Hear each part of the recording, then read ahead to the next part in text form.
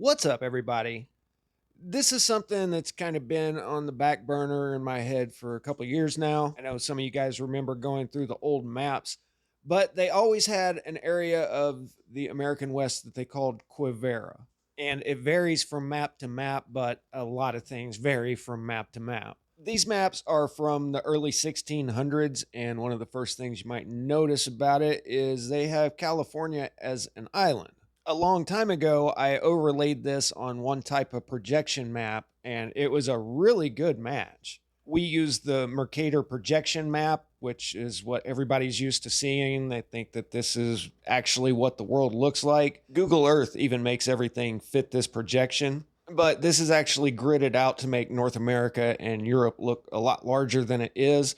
America will fit, or USA will fit into Africa 3 times. And this looks about like half of that, but the Gauls-Peter map shows a little more realistic what the proportions are between the southern hemisphere and northern hemisphere. But I was able to find one of the projections and overlay it with this, and it actually looked pretty accurate on the shorelines. What it was showing was California exactly where it is today, but having a strait, which they refer to as the Vermilion or Red Sea, going right through here. So it wasn't showing a different California island out there that disappeared. It's where modern day California is, but they're showing a huge channel separating it from mainland. This map from early 1600s actually says this California was in times past thought to have been part of the continent and so made in all maps, but by further discoveries was found to be an island 1700 leagues long. And I actually found an account a long time ago by a Spaniard claiming that they got caught up in the current and forced to sail through there. So it begs the question whether or not it's possible that it could have been an island and that whole area of Nevada and Arizona got filled in a major event. It's something to take into consideration as we go forward with the story of Quivira here. The maps show this from the Santa Fe area all the way up to Alaska, basically up here. This is California over here. So the maps kind of show it as a name for that general half of the continent.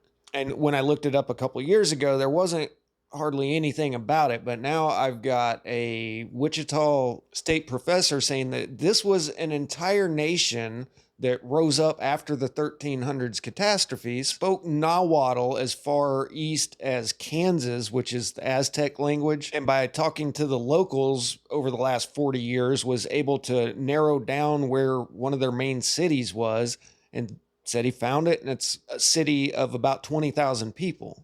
So I'm going to start out with some of the old Spanish legends, but I guess I should explain this real quick. This is on all the maps as the ancient Lake Connibus, but at this scale, they are portraying a huge inland sea. And I've tracked this thing down in the past, and it's located up here by the Wind River Mountains and the gates of Lodore. I've actually been to this area, and I've found the geologic records saying that it was indeed a lake. They know it was a lake.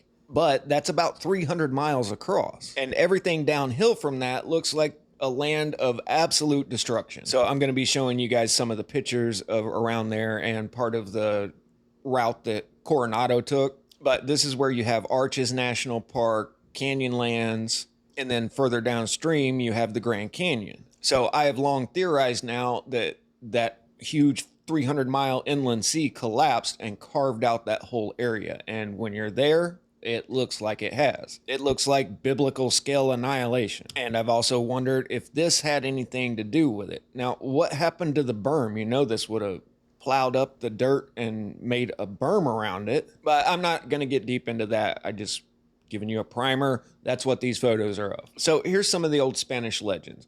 Rumors of the land of Quivira, one of the many fantastic realms of gold sought by Spanish conquistadors, lured the army of Francisco Vasquez de Coronado into the Great Plains in 1541. Soon after, the expedition failed to find the mythical 7 cities of Cibola at Zuni in western New Mexico. The Spaniards received a delegation of Indians from Pecos, who welcomed them to their country. And in spite of all of the brain rot that they teach nowadays, 95 to 99% of all contact between Westerners and Native Americans was peaceful. I'll show you what happened to some of the Spanish that got too greedy here in a little bit. But early explorers first heard of the 7 cities of Cibola that were supposed to be just drenched in gold, dripping, but they were never found. So was this just the natives messing with the Spanish, or did these cities actually exist at one time and got wiped out? If you've ever heard the story of Doc and Orva Nas, then the mystery deepens, but I'm going to save that for another time. I know some of you have heard of that. I'll just say there was gold in them there hills, and a lot of it. So at Pecos, the exploring party sent by Coronado met an Indian captive of the plains whom they called the Turk. After the leaders of Pecos Pueblo persuaded the Turk to lead the Spaniards into the plains and lose them, he was given to the Spaniards as a guide. On the Buffalo Plains beyond Pecos, the Turk told the soldiers so many and such great things about his country that they decided to return and report this welcome news to Coronado.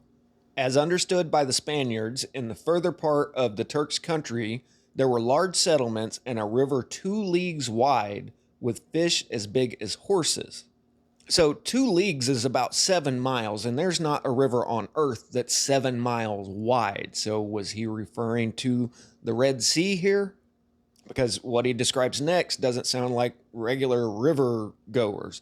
The lords of Quivira had large canoes with sails and more than 20 rowers on each side. So that is a seagoing vessel, in my opinion.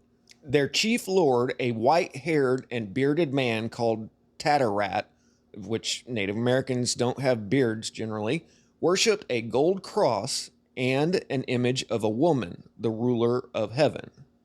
King Tattarat napped under a great tree adorned with many gold bells that swayed in the breeze and lulled him to sleep. So rich was the kingdom that everyone had jugs and bowls of gold and ordinary dishes of wrought plate. After wintering at Tigo on the Rio Grande near present-day Albuquerque, the army went in search of Quivira in the spring of 1541. During the journey across the immense plains, Coronado realized that the Turk had deceived him. After sending the army back to Tigo, he and Fray Juan Padilla went on with a small company of horsemen and foot soldiers. Using friendly Tayas Indians as guides, Coronado reached Quivira in July and discovered it to be a province of the Wichita Indians in the vicinity of Great Bend, Kansas. These people lived in grass lodges, and their lord wore a copper necklace, but no gold and silver were found. After the Turk was offed for his treachery, Coronado returned to Tigo, where his soldiers, poorly clothed and covered with lice, fantasized about the vast treasures they might have found had they continued to search for that better land. Despite Coronado's failure, the chimera of Quivira continued to beckon. In 1593, 3 years before Juan de Anate took formal possession of New Mexico, Francisco Leyva de Bonilla led an illegal expedition into the plains in search of Quivira. He was offed by a companion, and most of his small force were offed by Indians. In 1601, an Aztec survivor of the Bonilla expedition guided Governor Anate and some 70 men in search of Quivira. Just take note of the fact that this guide was an Aztec, and we'll get back to that later. The Wichita Indians along the Arkansas River gave them beads before they recrossed the plains in October. Looking for gold, got some beads. In 1670, this is like 80 years after the first expedition went looking for all this, Don Diego de Peñalosa, a renegade governor of New Mexico, tried by the Inquisition, which means he was probably a good guy, presented an altered version of the Anate expedition to the French government. It served in part to launch the La Salle expedition and the beginnings of international conflict in the borderlands. As late as 1720, the governor of Coahuila and Texas led 500 mounted troops into East Texas in an attempt to check French defenses beyond the Red River and to discover the rich lands of Gran Quivira. Now, I was kind of trying to stay away from this, but since they said it, they referred to this as Quivira, Gran Quivira, a lot like they referred to Tartaria and Grand Tartaria. It's just this wide open expanse. Now, keep in mind that this article is being written by a university professor, but I'll finish out what he says here. Quivira and various other illusory golden realms were the products of mythic imaginary West. Mistaken geographical theory, a thirst for gold, and the utopian dream of friars to convert the Indians made for the invention of America before reality intruded. As America became better known, Quivira and other elusive kingdoms became themes of myth, fable, and fiction. Okay, but I'll say this. Over the course of 120 years, really long time, multiple expeditions went out looking for this, including 2 governors. And this all came from the story from one Indian known as the Turk? Or were there a lot of people saying the same things here? And could this be based on actual kingdoms that used to be here and got wiped out? I mean, if you told an Italian in the 1600s of the mythical land of Egypt with 100-foot tall statues and sarcophagi of solid gold, they'd have said, you're crazy, it's just a myth. It wasn't until Napoleon's expedition into North Africa that Europeans knew anything about Egypt. Okay, now let me tell you about what this anthropologist from Wichita State has come out with. And if you know my version of history that I've been talking about for years now, then it all fits perfectly. This is Dr. Don Blakesley, professor of anthropology and archaeology at Wichita State. In 2018, Blakesley discovered the forgotten town of Etzanoa outside of Arkansas City, Kansas. But what he didn't know until now is the true extent of what lies underground. An entire nation of ancestors of today's Wichita tribe towns called Quivira, totaling more than 200,000 people who traded goods all across North America and who eventually had previously unknown common language. While some early Spanish documents mention Quivira, the region's significance was until now unknown to the modern understanding of prehistoric North America before Columbus. This is a quote from Dr. Blakesley. It's going to revolutionize our view of the Great Plains societies, and it already has for me and my students. Charles Mann wrote in the book 1941 about the thriving Native American societies before the time of Columbus in South America, Central America, and the American Southeast.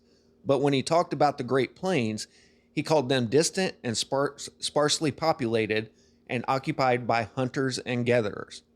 No. In its day, Quivira was probably the most important native political unit in what is now the United States. The people who created Quivira arrived in Kansas in the late 1300s, and Quivira was fully formed around 1450. Now, just so you know, the Aztec, according to their own accounts, made their way down into the Valley of Mexico around the 1300s. So there was a huge exodus from the American Southwest back around the time of the 14th century catastrophes. So from 1300 to 1450 is 150 years, and we tend to look at history as the 14th and 15th century is kind of all the same thing. 150 years, guys. That's a long, huge amount of time. The archaeological evidence shows that they grew crops, but also hunted bison in huge numbers. Over 80% of the chipstone artifacts from the town of Etzanoa are specialized for processing bison products, and documentary evidence shows that these products were exported from coast to coast. Now, they give credit for the Santa Fe Trail to Europeans, of course, but it's been there for who knows how long. I think it's just one of the many trails that the Native Americans use because they traveled coast to coast just like anybody else would. But Santa Fe is kind of just the middle of nowhere, so why does it stop there? Well, that just happens to be right on the edge of all of the destruction that I've been showing you guys pictures of. So did it used to continue on to the coast and all of it got washed out? It's a theory. And, you know, some people may have been hoping to hear of huge pyramids or grand Tartarian structures or this and that, but people build with what's locally available. And the Great Plains area, what's available is buffalo hides with a few scattered mountains where you can find some pinyon pines for your tent poles. And this is actually before the plains tribes that we're familiar with like the Lakota, where they actually did just follow the buffalo around. But these guys were settled. They had agriculture and trade networks reaching as far as Mexico City. Some of the pottery that they found came from Mexico City, the Tenochtitlan area of the Aztecs. But it turns out, according to his research, that Nahuatl, the language that the Aztecs spoke, was the lingua franca of the whole western half of America, the common language that everyone would speak. Like English is lingua franca of Europe today. Most people speak at least a little bit of English. Every tribe pretty well had its own language, but everybody knew a little bit of Nahuatl to communicate with each other with, from Kansas all the way to Mexico City. Quivira is barely mentioned in history books because it was as remote as one could get from the early European colonies.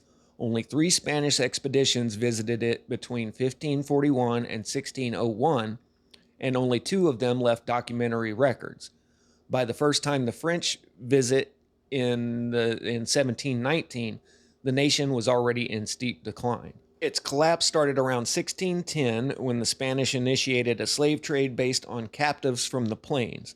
The French in Canada and the English in Virginia and South Carolina soon joined them in supplying arms to their native allies in exchange for war prisoners. As a result, raiders from the west had horses and steel-topped weapons, while those from the east were armed with guns. The raids and diseases of the Europeans brought to the continent destroyed Quivira around 1700. So as to whether or not there were these 7 golden kingdoms of Cibola and King Tatarat and his golden cross and an ancient kingdom of Quivira, here's what we know. Around the 1300s, the Aztecs say that they came down from the north. And now this new research says that the Wichita people came from the west and traveled into modern day Kansas. And it turns out that both of these seemingly different peoples speak Nahuatl. People don't just up and leave their home for no reason. So yeah, I think we are looking at the remnants of a former kingdom and something happened here. And I think that something that happened is the same something that happened that made all of these guys hide up under a big bluff on the mountain, which also just happens to be right here on the edge of that big area of destruction. And it doesn't matter if you ask the people in Tenochtitlan, Mesa Verde, or Wichita, Kansas, they all say that this all happened around the 1300s at the time of those catastrophes. So I think it's possible that at one time the Mayan culture may have stretched from Guatemala all the way up to British Columbia. And this may be where you get all of the legends of the rich, amazing cities in the U.S. West, in a landscape that now looks like this. I'll just say that I think it's possible, and it may be another 4 years before I find another big clue about it. Ongoing investigation. So I hope you guys enjoyed it. I'll catch you on the next one. Static out.